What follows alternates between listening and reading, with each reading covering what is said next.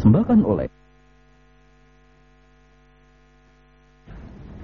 Ya, pemirsa, sebelum perubahan Undang-Undang Dasar 1945, MPR atau yang kita kenal dengan MPR, Majelis Permusyawaratan Rakyat, merupakan lembaga tertinggi negara. Kini MPR adalah lembaga tinggi negara dalam sistem ketatanegaraan Indonesia yang terdiri atas anggota Dewan Perwakilan Rakyat dan juga anggota Dewan Perwakilan Daerah.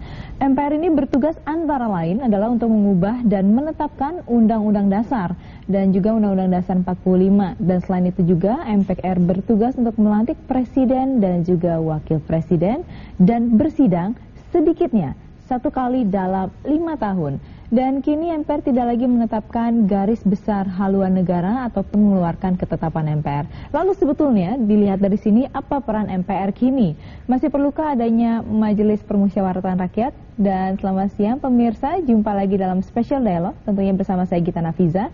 Siang ini Special Dialog membahas mengenai peran MPR RI ke depan.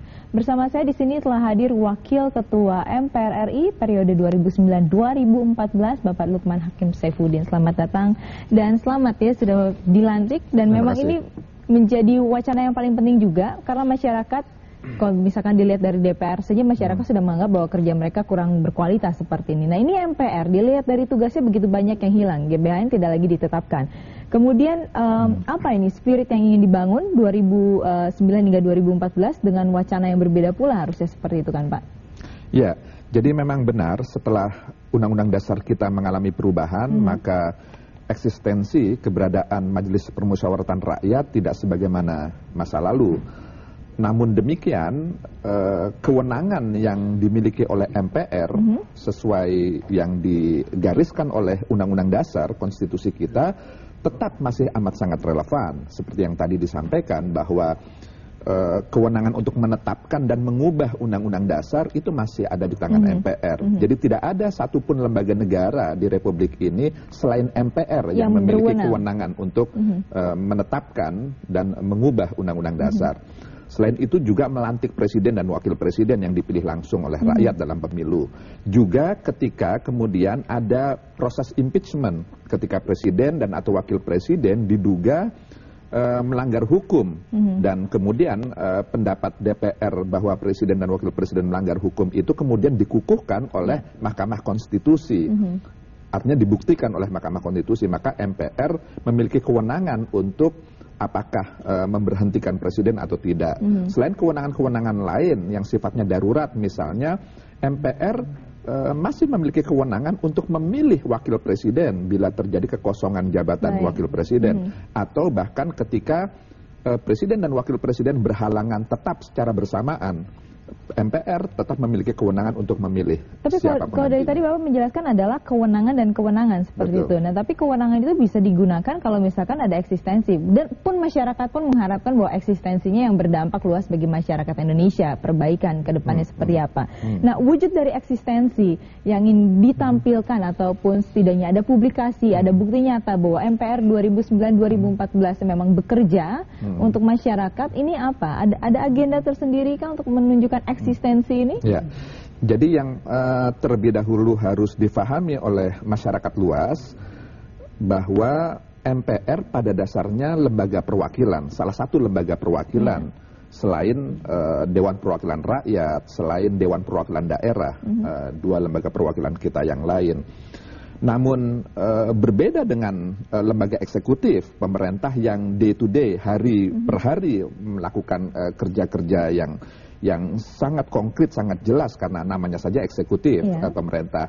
Juga berbeda dengan lembaga perwakilan, dua lembaga perwakilan yang saya sebutkan tadi, DPR dan DPD, yang memang fungsinya itu melakukan peran legislasi, pengawasan terhadap pelaksanaan eksekutif, dan penganggaran, budgeting, yang juga sebenarnya sifatnya politik keseharian. Saya memaknainya begitu, hari demi hari. Nah, MPR lembaga perwakilan yang kewenangannya, fungsi dan tugasnya tidak mengatur bagaimana sistem ketatanegaraan, bagaimana proses politik yang berjalan ini hari demi hari, tapi mempertahankan dan membangun sistem ketatanegaraan yang bertumpu kepada konstitusi yang sifatnya bukan keseharian, tapi memang merupakan prinsip-prinsip utama, pokok-pokok. Seperti itu.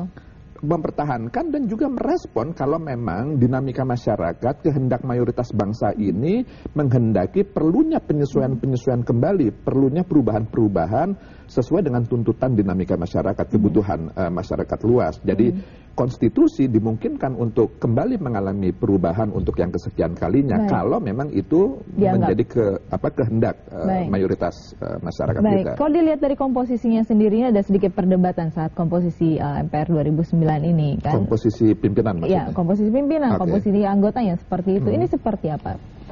Kalau anggotanya jelas, Undang-Undang Dasar menyatakan bahwa MPR terdiri atas anggota DPR dan anggota DPD. Jadi seluruh anggota DPR dan seluruh anggota DPD itu secara otomatis dia menjadi anggota MPR, begitu. Jadi itulah komposisi keanggotaan MPR. Sementara komposisi pimpinan, memang undang-undang apa yang dikenal dengan undang-undang MD3, undang-undang tentang MPR, DPR, DPD dan DPRD itu menyatakan bahwa pimpinan terdiri atas seorang ketua dan 4 orang wakil ketua yang harus memenuhi unsur-unsur dari keanggotaan DPR dan unsur anggota DPD. Jadi itulah syarat yang diatur oleh undang-undang yang juga dikehendaki melalui putusan MK terakhir atas judicial review terhadap undang-undang tersebut. Jadi dengan komposisi seperti itu maka pimpinan yang ada sekarang itu menurut hemat saya sudah memenuhi ketentuan sebagaimana yang dikehendaki oleh undang-undang. Baik, ini komisinya apa saja ya? Kalau misalkan bagaimana? Komposisinya seperti apa saja? DPR-nya berapa, DPD-nya seperti apa, dan bagaimana ini bisa menciptakan sebuah MPR 2009 yang benar-benar produktif gitu? Untuk pimpinannya maksudnya? Ya. Jadi kalau misalkan saat kita berada di kepemimpinan yang baru, tentu kita juga pun berkaca kepada yang lalu kan. Jadi masyarakat pun mengharapkan bahwa MPR yang sekarang ini menjadikan sesuatu yang berbeda dengan MPR sebelumnya. Nah, menurut Anda dengan komposisi yang sekarang, ini perubahan seperti apa? Karena dari tadi saya belum mendapatkan gambaran, ini perubahan apa yang signifikan dari MPR sebelumnya dan MPR kedepannya? Apa hanya mengikuti yang sebelumnya atau menciptakan sesuatu yang baru perubahannya? Iya, jadi begini. Perubahannya jelas kalau menyangkut kewenangan seperti yang saya sebutkan tadi. Kewenangan tetap? Kewenangannya sudah mengalami perubahan. Kalau dibanding periode yang 2004-2009 relatif sama begitu. Kewenangannya sama. Tapi dibanding sebelum perubahan Undang-Undang Dasar, sebelum 2002 proses ketika perubahan Undang-Undang Dasar itu terjadi itu sangat penyolok begitu. Dulu presiden dipilih dan diberhentikan oleh MPR, sekarang tidak lagi. Dulu MPR punya kewenangan untuk menetapkan GBHN, sekarang tidak lagi begitu. Jadi kalau dibandingkan dengan sebelum Undang-Undang Dasar mengalami perubahan itu sangat mendasar. Nah, dari sisi pimpinannya pun juga dulu itu kita pernah memiliki seorang ketua dan 8 orang wakil ketua gitu. Apakah itu efektif saat itu? Tidak. Nah, di short menjadi 4. Sekarang kemudian sudah semakin sedikit dibanding itu begitu. Jadi sekarang sebenarnya fungsi MPR selain yang saya sebutkan tadi itu mengubah Undang-Undang Dasar, apalagi perlu diingat sekarang wacana perubahan Undang-Undang Dasar itu semakin mengemuka di tengah-tengah masyarakat begitu. Jadi inilah yang salah satu menjadi tugas MPR untuk mencermati. Oleh karenanya perlu ada pengkajian yang mendalam tentang bagaimana arah dari perubahan Undang-Undang Dasar kalau memang ternyata akan terjadi perubahan pada periode sekarang ini. Tidak hanya jadi wacana tapi juga akan dilaksanakan. Begitu. Baik, kita harus break dulu Pak. Dan kita lanjutkan nanti di segmen kedua. Dan pemirsa, Special Dialogue akan kembali saat lagi. Pastikan Anda bersama kami di Metro TV.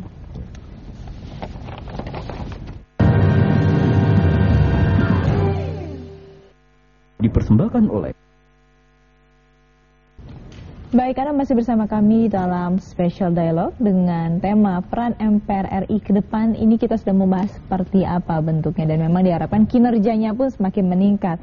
Karena ada ketua baru, wakil ketua yang baru juga mungkin mempunyai visi dan misi yang berbeda juga untuk MPR kali ini. Ini ada pendapat bahwa pimpinan sekarang MPR sekarang adalah permanen. Tapi kemudian ada muncul beberapa yang menyarankan agar pimpinan MPR ini bersifat joint session. Menurut Anda seperti apa ini? Ya, memang ketika undang-undang dasar kita mengalami perubahan, di tengah-tengah proses perubahan itu muncul wacana yang sangat kuat, perlunya keberadaan MPR itu sifatnya ad hoc saja, artinya tidak permanen. Itulah konsep joint session dari dua kamar yang ada, kamar DPR dan kamar DPD. Begitu, sehingga keberadaan MPR itu baru ada kalau DPR dan DPD bersama-sama mengadakan sidang. Itu yang kemudian dinamai joint session, termasuk juga pimpinannya. Jadi pimpinannya tidak perlu permanen, tapi ya pimpinan DPR dan pimpinan DPD itulah bergabung menjadi pimpinan MPR ketika kedua lembaga ini bersidang. Tapi wacana ini kemudian tidak disepakati karena kemudian ternyata Undang-Undang Dasar memberikan kewenangan khusus kepada institusi lembaga yang bernama MPR itu. Jadi MPR itu oleh Undang-Undang Dasar, oleh konstitusi kita dikonstruksikan sebagai lembaga yang permanen. Karena dia memiliki tugas dan kewenangan-kewenangan khusus yang tidak dimiliki oleh lembaga negara manapun, seperti yang tadi itu. Kalau misalnya dilihat dari praktisnya atau efisiennya, apakah joint session ini lebih baik? Dan kalau misalkan memang lebih baik, kan kita juga bisa merubah seperti itu? Iya, baik buruk relatif, tergantung kita melihatnya dari sisi mana. Tapi yang jelas memang Undang-Undang Dasar telah menggariskan bahwa misalnya salah satu contoh, bagaimana mungkin pimpinan MPR tidak dipermanen karena pasal 9 ayat 2 misalnya menyatakan bahwa bila presiden dan wakil presiden tidak bisa bersumpah di hadapan MPR, maka dia harus bersumpah di hadapan pimpinan MPR yang disaksikan oleh Ketua Mahkamah Agung. Artinya tidak bisa tidak, pimpinan MPR memang harus ada, meskipun MPR-nya sendiri tidak bisa bersidang. Anda bisa bayangkan kalau MPR tidak bisa bersidang dengan konsep joint session antara DPR dan DPD tidak bisa bersidang, maka tidak akan ada pimpinan MPR. Tapi bukan berarti ini menggambarkan bahwa DPR dengan DPD saling cekcok seperti itu sehingga tidak terjadi sidang ya? Siapa yang bisa menyangka suatu saat kalau itu terjadi begitu?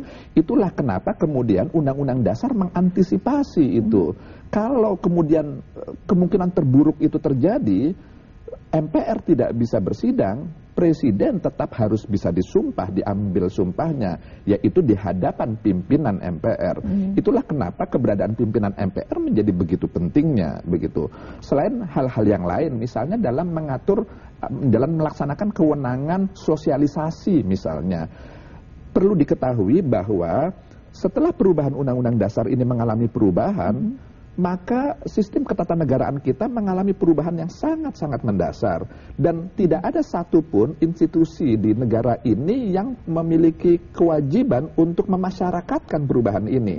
Dan MPR satu-satunya yang oleh undang-undang diamanatkan untuk melakukan pemasyarakatan ini. Jadi menurut saya ini adalah sesuatu kerja yang penting, karena bagaimanapun juga Undang-Undang Dasar merupakan sumber hukum utama dalam tata urut peraturan perundang-undangan kita yang harus tidak saja diketahui tapi juga difahami oleh seluruh pejabat tinggi kita dan masyarakat secara luas. Menurut Anda sendiri, apakah kalau misalkan masih berbicara tentang perubahan, menurut Anda sendiri bagaimana? Apakah lembaga MPR ini masih terus mencari bentuk yang paling ideal untuk negara Indonesia ini dengan kewenangan dan juga kewajiban yang memang harus dilakukan, walaupun sidangnya cuma sekali dalam 5 tahun seperti itu ya? Betul, betul. Jadi memang setiap negara memiliki situasi dan kebutuhannya sendiri-sendiri begitu. Di banyak negara di dunia ini memang sistem lembaga perwakilannya sangat beragam begitu. Ada yang 1 kamar, ada yang 2 kamar, bahkan tidak mengadopsi salah satu dari keduanya. Indonesia dengan kekhasannya, kemudian kita memiliki ada DPR, ada DPD, tapi juga ada MPR. Kenapa? Ya karena memang kebutuhan kita, tuntutan kebutuhan. Nah, ke depan apakah keberadaan MPR ini tetap ada atau harus kita pertahankan? Ya. Ini juga sangat tergantung dari dinamika masyarakat Tapi kita. Tapi kemungkinan kedepannya apakah memang harus tetap dipertahankan MPR RI kita atau kita lihat saja kalau memang ekstrimnya mayoritas bangsa ini menghendaki sudahlah MPR tidak perlu ada, bisa Anda saja.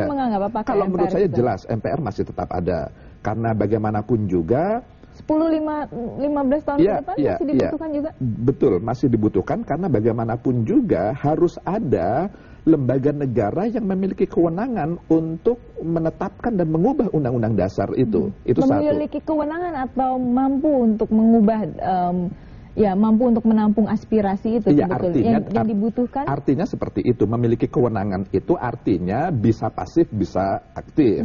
Tidak hanya sekedar menunggu tuntutan masyarakat, tapi dia juga bisa proaktif untuk melakukan pengkajian, pendalaman apakah memang pasal-pasal atau ayat-ayat yang ada dalam undang-undang dasar kita ini masih tetap relevan atau memang sudah tidak relevan lagi. Kalaupun nanti misalkan untuk mencegah irrelevansi seperti itu ke depannya, berarti saya rasa MPR pun harus aktif untuk terus meningkatkan kinerja di dalamnya. Itulah kenapa dalam Undang-Undang MD3 itu dinyatakan bahwa salah satu tugas MPR melalui pimpinannya tentu selain mensosialisasikan Undang-Undang dasar juga melakukan pengkajian secara intensif terhadap pelaksanaan Undang-Undang dasar itu. Begitu. Apa yang sedang dikaji sekarang mengenai Undang-Undang dasar? Misalnya sekarang wacana yang terus menguat tentang eksistensi DPD, begitu kewenangan-kewenangan DPD. Apakah DPD ini harus ditingkatkan kewenangannya atau sebaliknya kutub ekstrem yang lain? Kalau memang tidak diperlukan lagi ya sudah dihilangkan saja. Misalnya pro kontra menyangkut itu.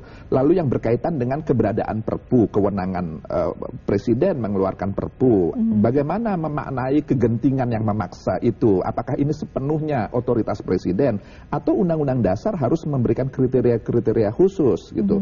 Lalu yang berkaitan dengan pengangkatan duta-duta besar dan lain sebagainya. Jadi ada beberapa isu-isu yang ada dalam Undang-Undang Dasar yang sekarang di tengah-tengah masyarakat menimbulkan pro kontra dalam wacana keseharian mereka begitu. Baik. Nanti ini sangat menarik tiga hal yang tadi disebut ini. Apakah memang menjadi salah satu jadwal pekerjaan MPR ke depannya atau hanya sekedar wacana lagi-lagi? Kita bahas segmen 3 nanti ya. Dan pemirsa, Special Dialog akan kembali saat lagi di segmen terakhir.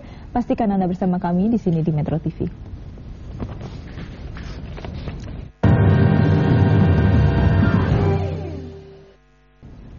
Baik, peran MPR RI ke depan merupakan topik Special Dialog kali ini dan masih bersama Sigita Nafiza. Di studio ada Wakil Ketua MPR, Bapak Lukman Hakim Saifuddin. Tadi sudah membicarakan bahwa sebetulnya ada wacana 3 hal yang tadi disebutkan ya, seperti itu. Tapi kemudian yang menjadi pertanyaan utamanya, apa sih dalam 5 tahun ke depan ini yang ingin sekali menjadi prioritas utama kinerjanya dari MPR RI 2009-2014 ini apa? Ya, kalau yang 3 hal tadi itu adalah konteksnya contoh-contoh saja isu-isu yang aktual dalam perubahan Undang-Undang Dasar kita ke depan begitu. Mungkin ada yang lain begitu.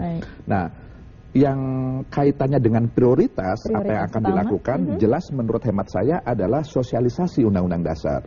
Jadi ini memang sudah dilakukan sejak MPR periode yang lalu. Maksudnya MPR sosialisasi dalam Undang-Undang Dasar. Artian? Jadi kita memasyarakat. Jadi begini. Bukankah itu bisa diserahkan ke Depdiknas ya untuk dimasukkan seperti itu?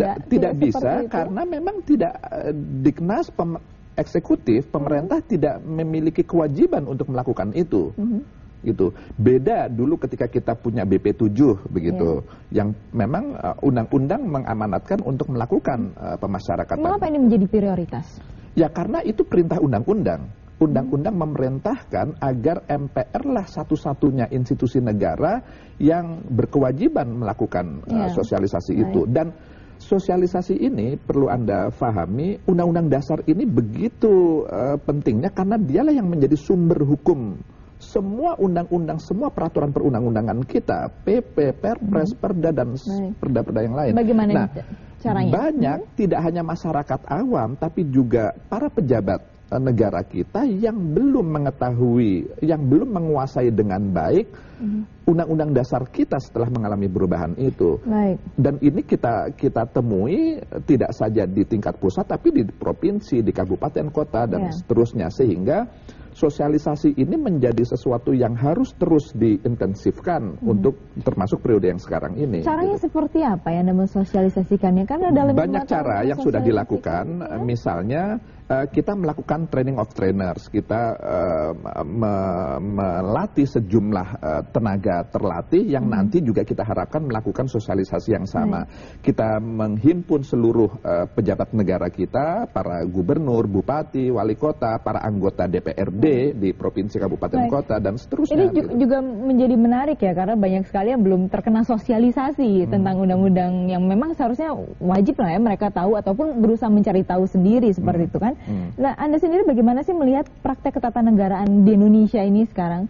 Terlihat dengan miris sekali ya undang-undang. Jadi begini, juga kita harus maklumi, memang proses reformasi ini setelah sekitar 10 tahun usianya, ini memang kita masih terus mencoba belajar untuk melakukan penyesuaian-penyesuaian begitu.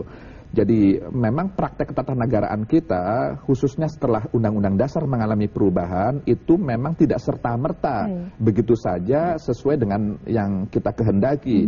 Memang terjadi trial and error kan begitu selalu, dan itu lumrah. Tapi ini menurut hemat saya tidak boleh berlama-lama gitu, harus segera diakhiri dan harus tetap diarahkan agar ini on the track sebagaimana yang diharapkan. Jadi memang di sana-sini memang masih ada sesuatu yang belum memenuhi harapan, tapi saya optimis bahwa ke depan kita tetap mengarah kepada arah yang baik lah begitu.